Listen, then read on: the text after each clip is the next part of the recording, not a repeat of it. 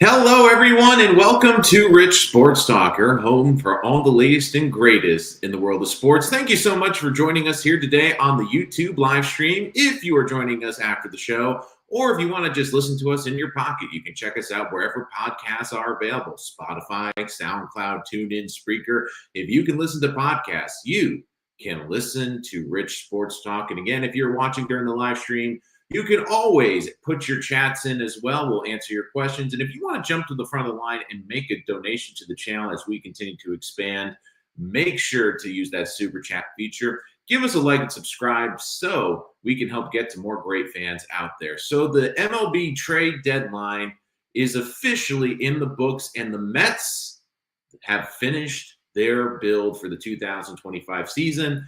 And overall, I think David Stearns knocked it out of the park with this trade deadline. I have seen rumblings from Met fans that are a bit disappointed in this deadline. The big thing I look for with deadlines is this: did you address key needs? Did you give up key prospects? And could you get guys that were available? Because yes, there are guys that the Mets fans wanted. Yes, there are guys that could have improved this team. But if they didn't get dealt, that team didn't want to move on from that. So for as much as I know a lot of people want Luis Robert from the Chicago White Sox, he didn't go anywhere. So it wasn't like anyone else gave them a legitimate offer. The New York Mets, I felt, coming into this trade deadline, had to improve their bullpen, and they had to improve their center field position. Now, again, they could have maybe looked at second base. They could have investigated into a starting pitcher. But I will get to all the different aspects of what they did, didn't do, and why I think that they made the right decisions. So let's start off with the most recent trade and the final trade of the trade deadline, and that was Cedric Mullins from the Baltimore Orioles. To me, this was a great trade because you get a guy who is an upgrade both defensively and offensively in center field. This is a player that's a one-year rental. Yes, I understand. He's had a bit of a down year, but if you look historically, this is someone that is going to get you 30 home runs, potentially 30 steals, can play a Gold Glove caliber center field, has robbed multiple home runs. And look, he had a slow start to the season because of a hamstring injury, and he looks completely healthy now. This makes the Mets a better team because now you aren't trotting Tyrone Taylor and Jeff McNeil out in center field.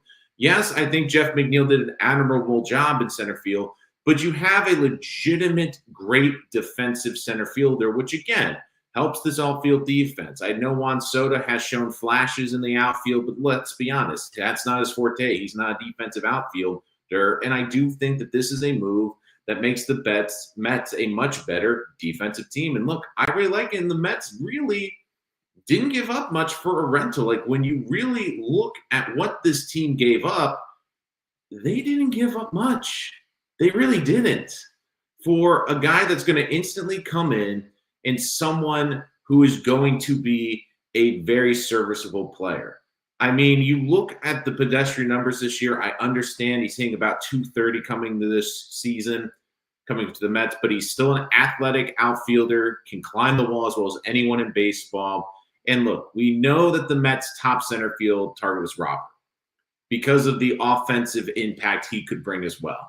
However, the White Sox didn't get anything done. It's not like the White Sox traded the Phillies. It's not like the White Sox moved on. And I think the feeling was, you look, both the Phillies and Mets wanted a center fielder. You felt like both of them were targeting Robert. But here's the thing. Both of them pivoted pretty quickly on the last day in order to make sure they came away with the center fielder.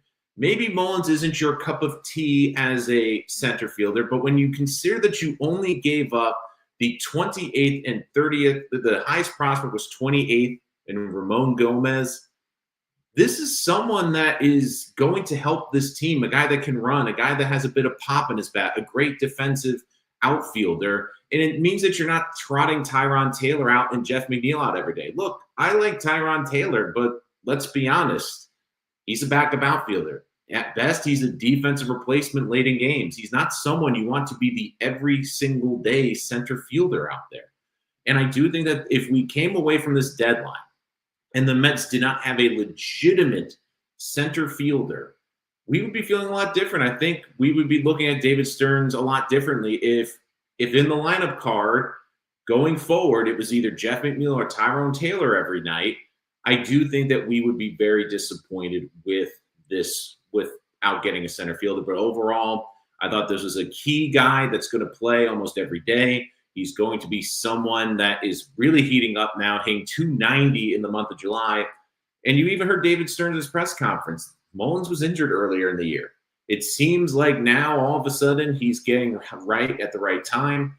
And more importantly, you take him out of Baltimore, you put him on a team that has great bats around him. You put him on a team that has playoff admirations. Who knows? Maybe he will catch an even hotter start because he's got better lineup around him and much better protection. So let's go to some of the big moves that the Mets made in the bullpen. Tyler Rogers, I think, was definitely the most polarizing one out there because I remember they made the announcement that they traded for Tyler Rogers. Initially, it wasn't clear what the compensation was. And then when the compensation was revealed, it felt like everyone was saying, oh my God, I can't believe the Mets gave up all that. I'm thinking, they gave up a top 5 prospect? Did they trade like Mark Vientos or Brett Beatty? But at the end of the day, I do think that the Mets gave up players that the fans know. And that is why the fans, I feel, reacted as passionately as they did. And I understand that Rodgers probably isn't the biggest name out there, but when you look among great relievers in baseball that are not closers, there aren't many better than Tyler Rogers. Not only is he one of the most durable pitchers in baseball, in 53 appearances already this year, he has a 1.8 ERA, 1.8. And he doesn't walk people. He's had 4 walks in 50 innings. Now let's get to what the Mets gave up. Drew Gilbert was the big one. Because I do think that when you look at Drew Gilbert, he has been on Mets radar since the beginning. He was arguably the big piece that came back at the time for the Justin Verlander trade. But I'll still look at it. Justin Verlander was still more of a salary dump than anything. Drew Gilbert has had a good minor league career. But here is the thing. The Mets have had outfield prospects that have now passed him. You look at Carson Bench, you look at Jet Williams, and you look at what position he plays. He projects to be a corner outfielder or a first baseman. The problem is the Mets corner outfielder already have 2 left-handed bats for the next arguably 5 to 7 years, or obviously longer with Soto, but you have Juan Soto in right, you have Brandon Nimmo in left. Where's Drew Gilbert going to fit? Now, if they kept Gilbert, it would tell me that they're not interested in keeping Pete Alonso. But here's the thing. You look, though, I think the Mets are going to go after Alonso. They're going to go after Vientos. They didn't lose Vientos in this trade deadline, which, again, was a big name we heard.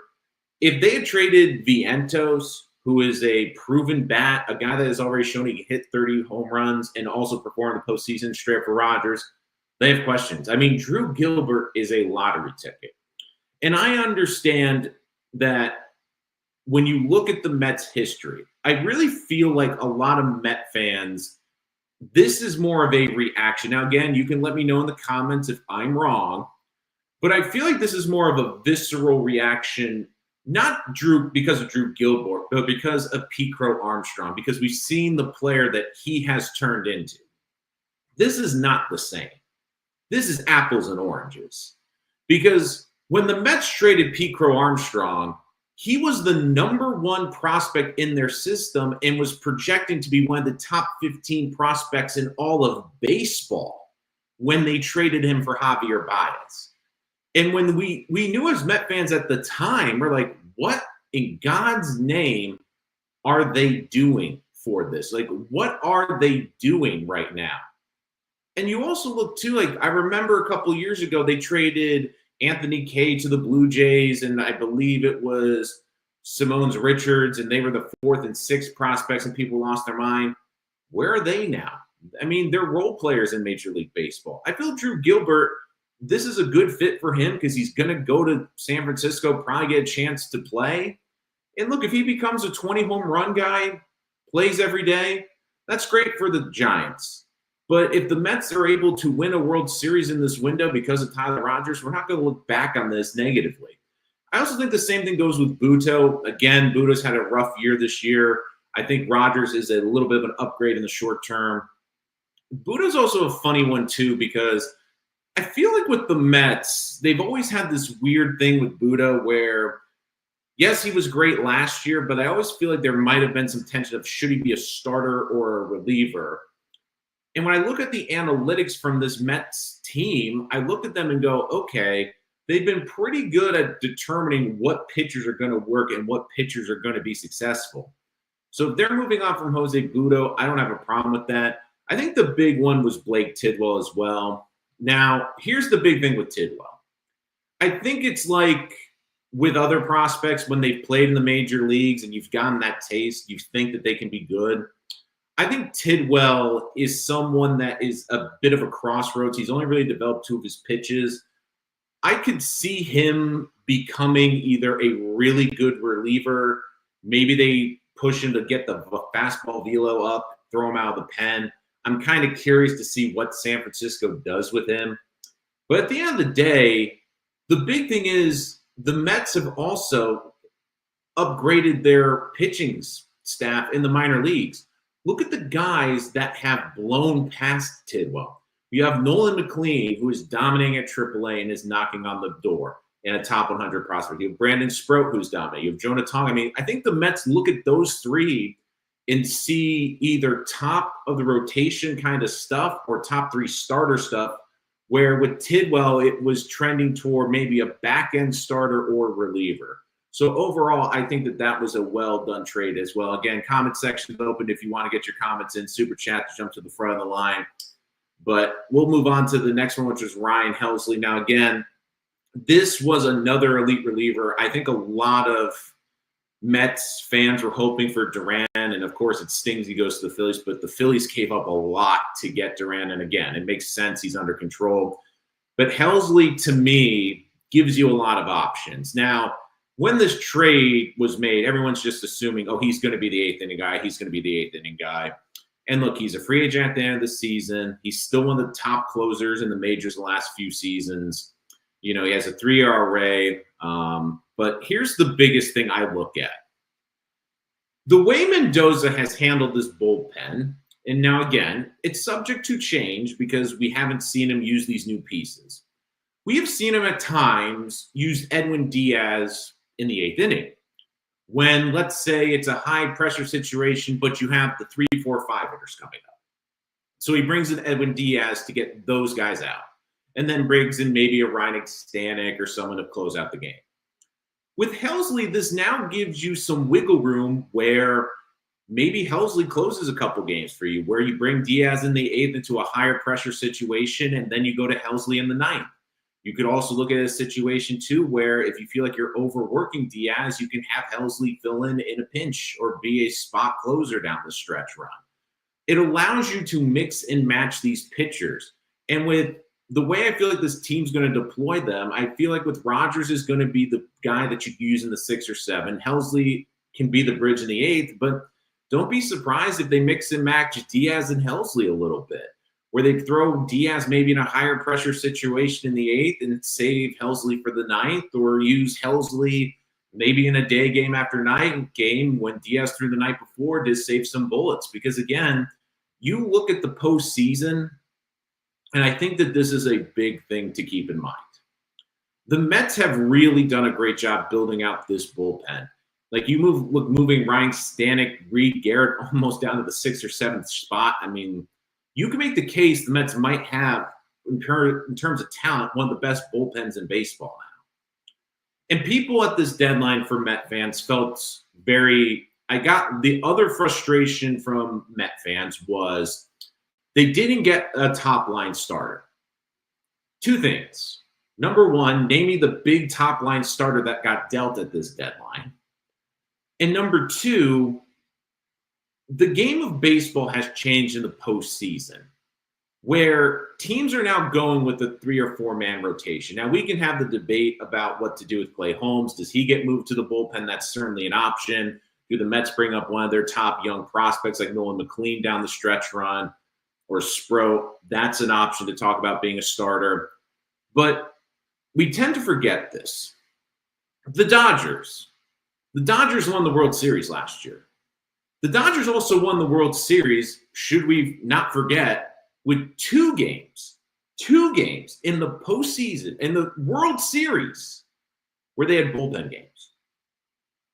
The Mets have now put themselves in a position where if they really had to, like let's say in a series, Senga gives you 6 innings in game 1. You get David Peterson, like let's say, for example, in game 2, just throwing it out there, gets you 5 or 6 innings. If you don't feel comfortable, you could start Clay Holmes in game 3 or 4, but use him as almost, instead of the quote starting pitcher, as the starting reliever. You get 3 innings out of him, and then you go to this bullpen. And yes, it is a lot to ask a bullpen to get 6 outs, but when you look at how deep this bullpen is now, it could be a strength of how you handle this pitching staff throughout the postseason. And speaking of this, I mean, you look at Helsley, they gave up Jesus Baez. You look, he was one of the top-ranked infield prospects for the Mets, but let's be honest, the middle of the infield with shortstop looks pretty set for the long term with Lindor. Now, again, I don't know how this team views Acuna. I thought we might see some of these younger kids get moved, but it's clear that this team still views them as a positive. But you also look at, too, going out and getting Gregory Soto. The Mets didn't just get arms. They didn't just get arms. They got different styles. You look at Soto, he's dominant against left-hand hitters, but he is a power lefty. You have Brooks Raley, who is more of a finesse lefty. You have Helsley, that is a straight over-the-top pitcher. You have Rogers, who is a submariner. Not only do you have talented arms now in this bullpen, but you have a variety of arms that you can attack with. And with the data that you compile, you can pick and choose this lineup or this part of the lineup is bad against slow submariners. That's where you throw Rogers. This is a part of the lineup that is struggling with power. You can go with Helsley. You have lefties up there that are tough against, that have a hard time against power. You can go to Soto. You have Raley, who, again, guys swing and miss at the breaking stuff or the off-speed stuff. You go to Raley in those situations. You have the 3, 4, 5 hitters for the Dodgers up in the 8th inning with a 2-run lead. You go to Edwin Diaz. He gets them out. You feel that you have a 2-run lead. You can go to Helsley in the 9th inning because you got through that tough part of the order. There are so many ways that Mendoza can deploy this bullpen now as a strength. And I understand that Met fans are frustrated that they didn't add a top-of-the-line starter. But let's be honest. What team added a top-of-the-line starter? What team, with all the injuries, has a true 1 through 3 rotation now? What team is winning the World Series with elite starting pitching? I mean, the Dodgers won a World Series last year because of their lineup and because of their bullpen. They had to turn to their bullpen for 2 games in the World Series, and they won. If I was to tell you 5 years ago, 10 years ago, a team would win a World Series with 2 bullpen games, you would probably have me tested the next day to see if I had taken any substances potentially. But overall, I think that this was an incredible deadline by the New York Mets. And again, I would love to hear your opinions. Comment in the live stream. Give us your reactions. Are you satisfied with what David Stearns did? Were there players that you wanted them to target? What did you feel about the prospects that they gave up? I mean, overall, the Mets improved this team without getting rid of their top 3 pitching prospects. They did it without giving up their top 2 position player prospects. They did it without emptying the system. And the most encouraging part of this system is this pitching lab and player development. For years, the Mets have had a very top-heavy system where they've had maybe a couple good top prospects, but it fell off a cliff. A lot of these guys that got traded were not rated, were very low in the system, but the Mets have developed them to the point where other teams are interested in betting on their tools. So if you are a Mets fan, you love this for the short term, but you also love this for the long term, because this shows you that this system, that this program, that David Stearns, and especially that Steve Cohen has invested millions into, is working. They are turning C+ prospects into B prospects. And again, on paper, that might not sound sexy, but you know it helps? It helps when you have those prospects when you have a player of need. It helps when you have those prospects when you're thinking, we really need to add some bullpen depth. Instead of giving Pete Crow Armstrong for a rental, which was the only great prospect the Mets had back that year, they have all these other prospects saying, hey, we'll package these guys. Look at the tool that we've developed. This guy has an unbelievable fastball. They'll take a shot on that opportunity. This guy is an incredible athlete, or he has a great score in terms of his fielding. They'll take a bet at this point in the year for rentals. And that's what the Mets did. And they came out keeping their top prospects. They also came away keeping some of the young kids. Like we were talking about, would Brett Beatty be on this team? Would Mark Vientos be on this team? And they're both still here. I'm curious to see how they will handle the DH, Jesse Winker on the 60-day IL. If I was the Mets, I would try to get Vientos into the everyday DH role. We'll see how that goes. I would play Brett Beatty at third or second. Again, they can mix and match a little bit around there. But overall, I'm very happy with what the Mets did. I mean, they've improved their team and added some really good pieces. I mean, you have guys like Reed Garrett and Ryan Stanek who all of a sudden went from being your high priority relievers to being guys that you can throw in the fifth and sixth inning if you really had to. Look, I understand that Kodai Senga and Sean Manaea, you're hoping can continue to build themselves back up. But I do think that there is a possibility that we are going to see Nolan McLean or Brandon Sproat at some point during the stretch run. I understand that Merrill Kelly was someone that was talked about, but I felt that he was a vast overpay. There really wasn't a top of the line or really a top two starter that got dealt in this deadline. And I feel like a lot of people that are complaining that what the Mets didn't do, the guys that you talk about were not guys that got traded. The only one you could maybe make a case is Duran because of the control, but you look at what the Phillies had to give up for that.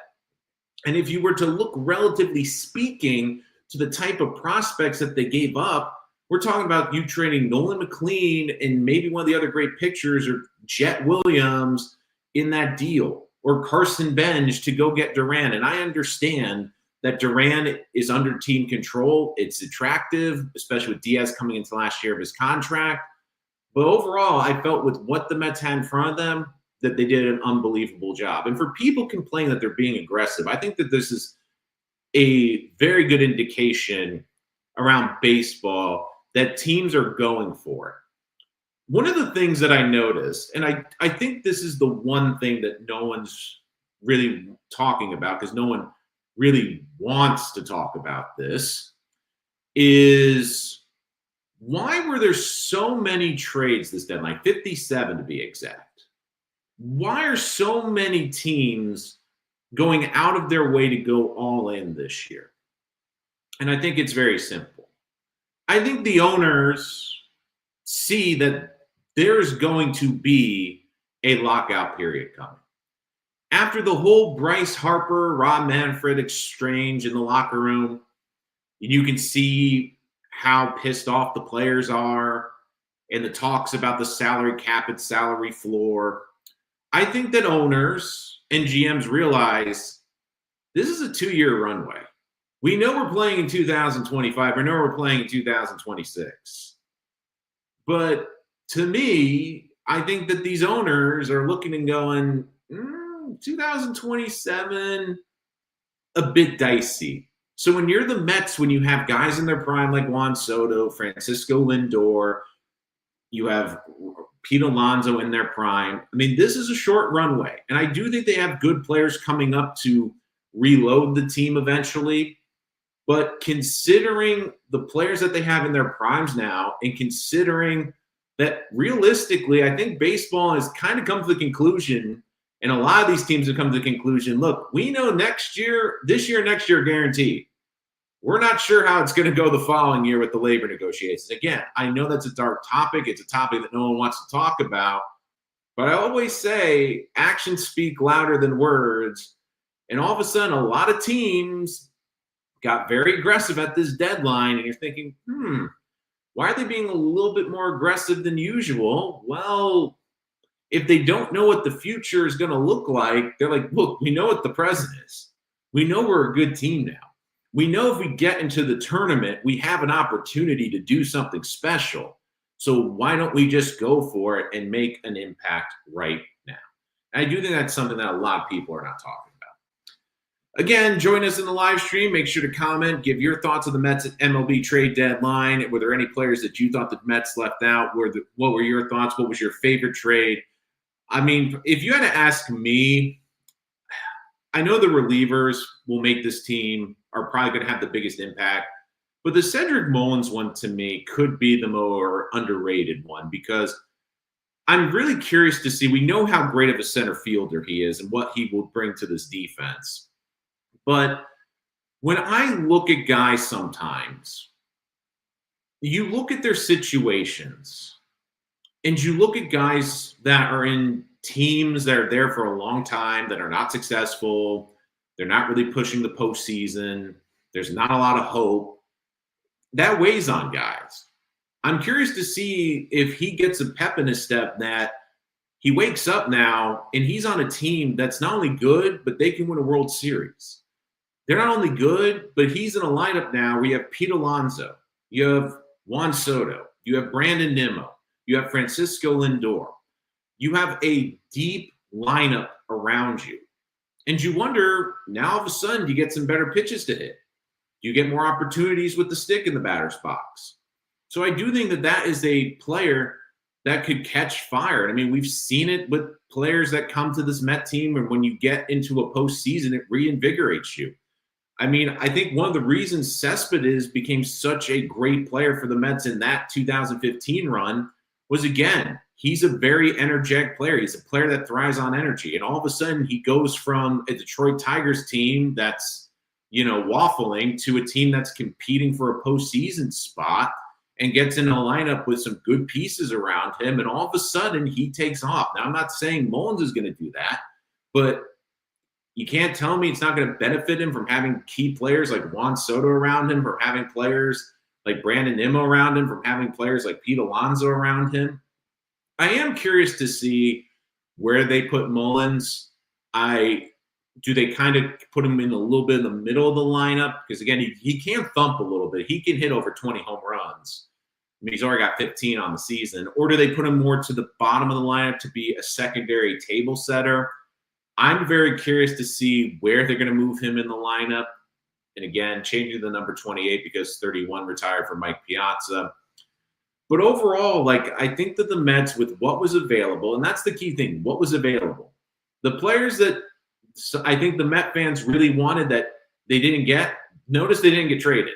So it wasn't just the Mets. No other team was able to meet the asking price of those teams. So when I look at the Mets and how they addressed this deadline, they went out and got arguably the best lefty reliever that got traded, and they got it done early. They were able to get a closer to become their eighth inning or swing closer down this postseason run. They got arguably one of the most durable and effective relievers in all of baseball in Rogers. And then to top it all off, they got an everyday center fielder that can play a Gold Glove caliber defense and someone that can help this lineup. Look, Tyrone Taylor, I like him as a player, but he's a role player. He was never meant to be this team's everyday center fielder. They were hoping it would be Siri, but unfortunately, Siri got injured. This team was hoping that maybe Jesse Winker could play every day and be more than a DH. Unfortunately, now he's on the 60-day IL, and he could only really DH. I mean, we went from talking about Jeff McNeil being a center fielder where he's an okay outfielder, but in the postseason, do I want Jeff McNeil to be my center fielder with the game on the line? No. I want a great defensive center fielder out there. Maybe Jeff McNeil becomes this team's everyday second baseman again. Can he settle into the second base position? We'll see. Can Brett Beatty or Mark Vientos settle into either the DH or into the third base role? This team's also going to have to figure out some key things. I mean, we still have Ronnie Mauricio, Mark Vientos, Brett Beatty, and Jeff McNeil. How do those four fit now in roughly three spots between second, third, and the DH? Personally, I would try to get Mauricio as many at-bats and play third base. I think he's a very good defensive third baseman, although when I went to the game, I laughed because they moved Beatty from second to third base for defense. I would try to see what you can get out of Beatty. I would hope Vientos can settle into the DH role. I mean, I almost would look to try to platoon the DH role between McNeil and Vientos and start them certain days when guys need rests in the field. Like if they need McNeil to play second because Beatty needs a spell at second, that's fine. But I would try to get Vientos into the lineup as much as possible. I would try to get him rolling as consistently. It seems like he's finally getting some of that confidence back, starting to drive the ball again. But overall, I was very impressed with David Stearns, and I think he hit a home run at the trade deadline. Thank you, everyone, for joining us for this episode of Rich Sports Talk. If you want to make sure you don't miss any of our latest content, hit that like and subscribe button so you don't miss any of our latest episodes. And if you missed the show today, don't worry. You can always comment below. I'll try to get back to you to the best of my abilities. But if you want to take us on the go or listen to the show on podcast form, you can listen wherever podcasts are available. Just look for Rich Sports Talk. Thank you, everyone, for joining us here today, and I'll see you next time here on Rich Sports Talk.